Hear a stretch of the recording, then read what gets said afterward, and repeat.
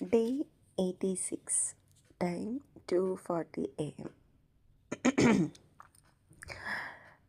Work from ஹோம்னு கொஞ்சம் விட்டு தூங்கி எந்திரிச்சிட்டேன். நான் சொன்னேன்ல, செம்ம தூக்கம் வந்துச்சு. ரெக்கார்ட் பண்ணவே ஏதோ ஒரு இதில் பாதி தூக்கத்தில் ரெக்கார்ட் பண்ணேன்னு நினைக்கிறேன். ஏதாவது வளர்த்துனேன்னு கூட எனக்கு தெரியல. சரியாக வாட்ஸ்அப் கூட பார்க்கல, படுத்து தூங்கிட்டேன்.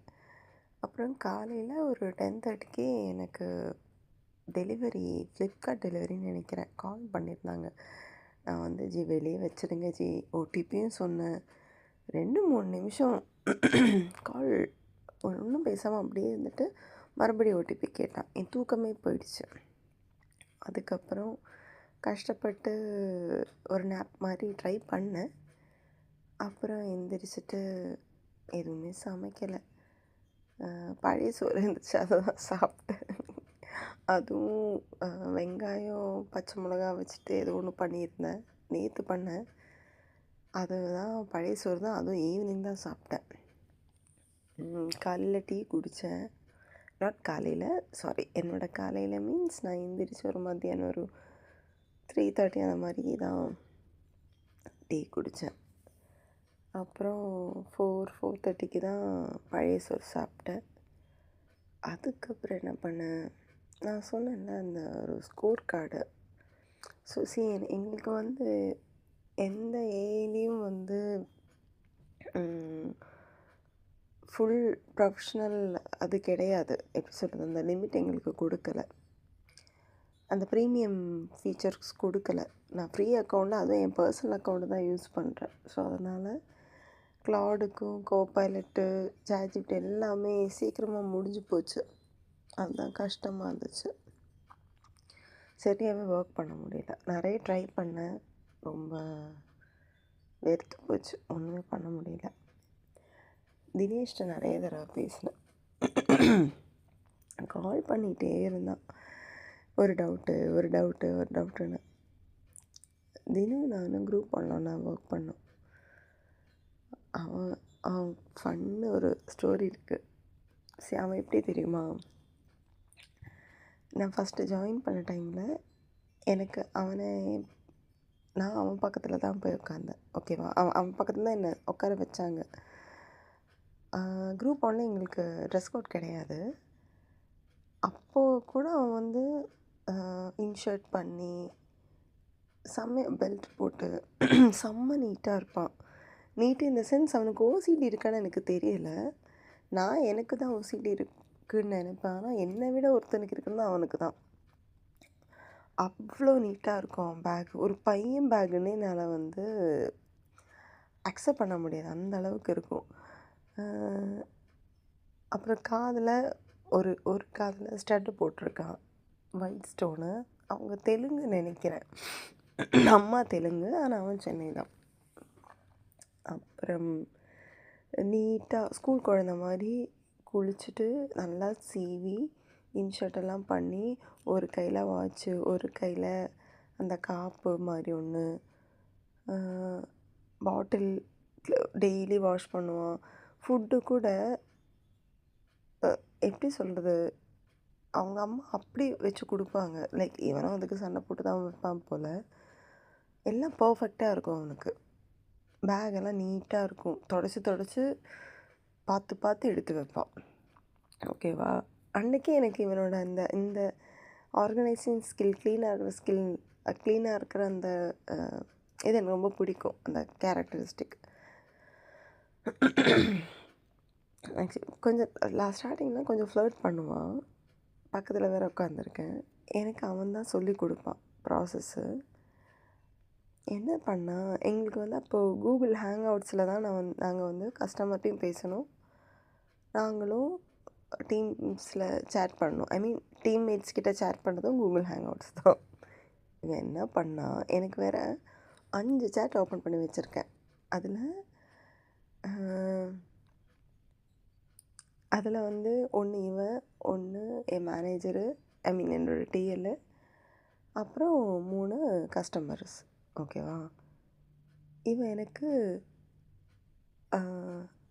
லவ் யூன்னு அனுப்புனான்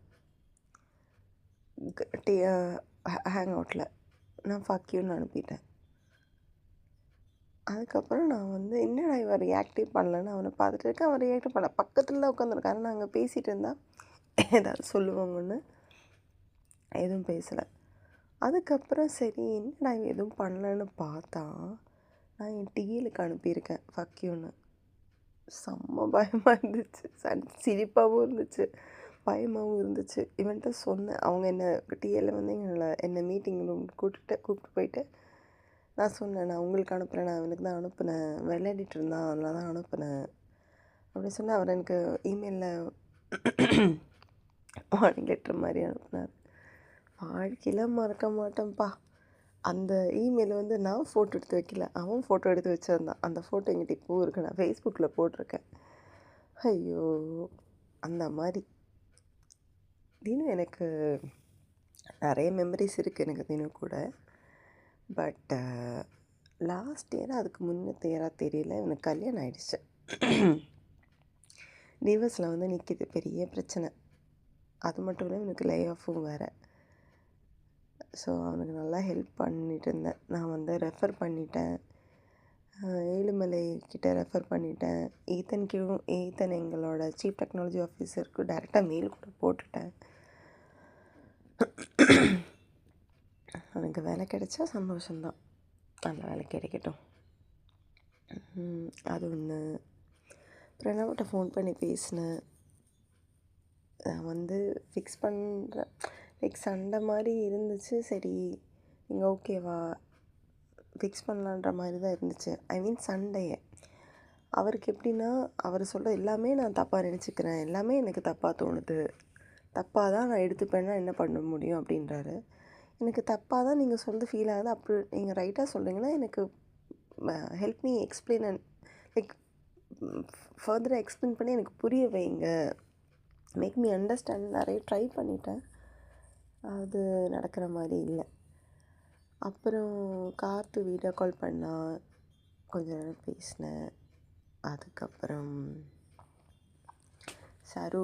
சந்து கிட்டெல்லாம் பேசினேன். அதுக்கப்புறம் குளித்தேன், தொழுகுனேன், என்னமோ தெரியல, ப்ரே பண்ணணும்னு தோணிகிட்டே இருந்துச்சு, அதை பண்ணேன். சிவா ஆக்சுவலி நிறைய வாய்ஸ் அனுப்பியிருந்தார், அதெல்லாம் ரெஸ்பாண்ட் பண்ணேன். 4 மினிட்ஸ்லாம் எனக்காக அப்படி எக்ஸ்பிளைன் பண்ணி சொன்னது ரொம்ப லைக் டச்சிங்காக இருந்துச்சு, அது கேட்டேன். அதுக்கப்புறம் அம்மாட்ட வீடியோ கால் பேசினேன்.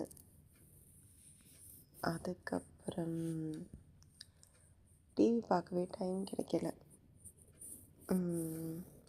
சொல்ல மறந்துட்டேன், நேற்று ஆஃபீஸில் மழை பெஞ்சுதா. எங்களுக்கு வந்து 4th ஃப்ளோராக இருந்தால் கூட எங்களுக்கு பேண்ட்ரி வந்து ஓப்பன் ஃப்ளோரு தான். ஐ மீன் மேலே வந்து ஷீட் எதுவும் போடல. ஸோ மழை பெஞ்சிட்டு இருந்துச்சா, ஆனால் மழையில் நினைஞ்சு கொஞ்சம் விளையாட்டு தான் உள்ளே வந்தேன். ரொம்ப பிடிச்சிருந்தது. லைக் அந்த மண் மனம், மழை பெய்யறதுக்கு முன்னாடியே எனக்கு மண் வாசனை அடித்தது. அப்போ நான் அங்கே இருக்கிற சித்ரா கிட்ட நான் கேட்டேன், அங்கே வேலை செய்கிறவங்க அவங்கக்கிட்ட கேட்டப்போ அவங்க சொன்னாங்க, ஆமாம் வெளியே மழை பெஞ்ச மாதிரி தான் இருக்குது, வாசனை வருது அப்படின்னாங்க.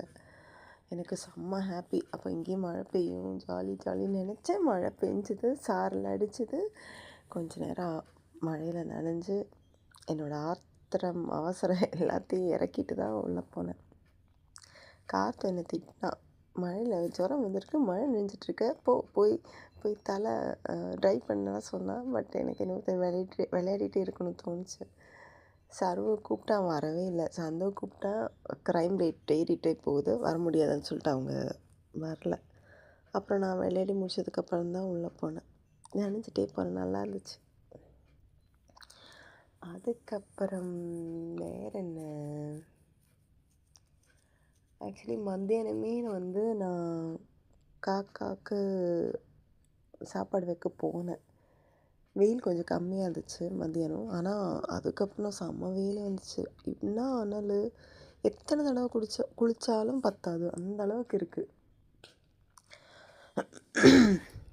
எனக்கு ரொம்ப கஷ்டம் என்ன தெரியுமா? ஷேடோ காணோம். 4 நாள் ஆகுது. ஷேடோ எங்கே போயிட்டா தெரியல. இப்போது நான், முனி, ஜோசி நாங்கள் 3 பேர் தான் இருக்கோம். பீட்டாவும் வரதில்லை, குஞ்சியும் வரதில்லை. எனக்கு என்னவோ ஏதோ தப்பாக படுது. ஷேடோவுக்கு ஏதாவது ஆயிருக்குமோன்னு. ஏன்னா இவ்வளோ நாள்லாம் வீட்டை விட்டு வெளியே இருக்க மாட்டா. கொஞ்சம் கஷ்டமாக இருக்குது. ஜோசியை அடிக்கடி கூப்பிடுவேன். நான் பாத்திரம் கழுவினாலும் என் கூடயே நிற்பா. லைக் பெருக்கும்போது ப்ரூம் கிட்ட விளையாடுவா. ஒரு மாதிரியாக இருக்குது. ஷேடோ கூட அவ்வளோ க்ளோஸ் கிடையாது நான். ஏன்னா அவள் ப்ரெக்னெண்ட்டாக இருக்கும்போது தான் என்கிட்டே வந்தா. பட் ஸ்டில் அவளால் தான் எனக்கு ஜோசி கிடைச்சிது. என்னை விட்டு போகவே இல்லை ஷேடோ. அவளுக்கு எதாவது ஆயிருக்குமோ பயமாக இருக்குது. அதுதான். அதுக்கப்புறம் என்ன,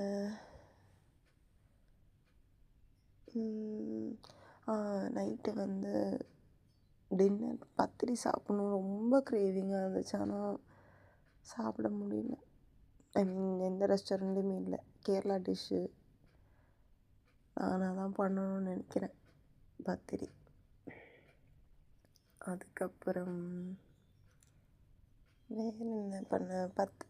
சோயா சங்க்ஸ் வந்து ஃப்ரை பண்ணி சாப்பிட்டேன். அப்புறம் நிறைய கேஷ்யூ நட்டு, பெர்ரி எல்லாம் சாப்பிட்டேன். ட்ரை ஃப்ரூட்ஸ் எல்லாம் சாப்பிட்டேன். நிறைய தண்ணி குடித்தேன். நிறைய பட்டர் மில்க் குடித்தேன். 4 பேக்கு பட்டர் மில்க் குடித்தேன். நிறைய தண்ணி குடித்தேன். எனக்கு தெரிஞ்சு இவ்வளோ வருஷத்தில் இப்போ தான் நான் இவ்வளோ தண்ணி குடிக்கிற மாதிரி இருக்குது. ஐ மீன் ஒரு நாள்லேயே. வேறு என்ன பண்ணேன்? அவ்வளோதான். இதெல்லாம் பண்ணி முடிச்சுட்டு கார்த்திக்கிட்ட வீடியோ கால் பேசினேன். ஆக்சுவலி 11:45 அந்த டைமில் சாரு கால் பண்ணியிருந்தான்.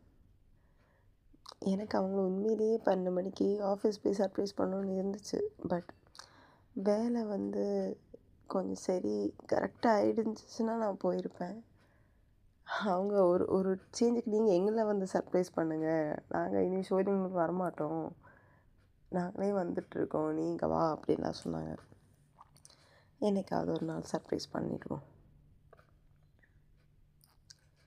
வேறு என்ன, அதான். அதுக்கப்புறம் இப்போ ஒரு 2:30க்கா 2:15க்கா அந்த மாதிரி கார்த்துக்கிட்ட வீடியோ கால் பேசினேன். இன்னும் தெரியல, அந்த பொண்ணுகிட்ட பேசினாலே எனக்கு கொஞ்சம் ஹாப்பினஸ். கொஞ்சம் அவங்க மேலே கோவமாகவும் இருந்தேன். அண்ட் அவங்ககிட்ட அதை சொல்லி சால்வும் பண்ணியாச்சு. ரொம்ப பிடிக்கும். நான் வந்து சிவாவை பேர் சொல்லி அவங்கள வெறுப்பேற்ற இன்னும் ரொம்ப பிடிக்கும். அவங்க ரியாக்ஷன் நல்லாயிருக்கும். அப்புறம் ஐயையோ, இன்ஸ்டாவில் வர எல்லா ரீல்ஸுமே ரொமான்டிக் ரீல்ஸாக இருக்குது. எனக்கு சத்தியமாக புரியலை. எனக்கு எதுக்குப்பா ரொமான்டிக் ரீல்ஸ்? இந்த அல்கோரிதம் யார் எனக்கு செட் பண்ணா? எனக்கு புரியலை. பார்ட்னர் இல்லாத நான் இதெல்லாம் வச்சு நான் என்ன பண்ண போகிறேன்?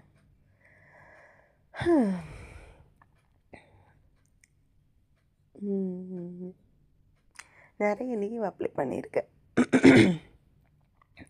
லீவ் இந்த ட்ரிப்பு போகணும், நல்லா ஊர் சுற்றணும், மைண்டை ரிலாக்ஸ் பண்ணணும்.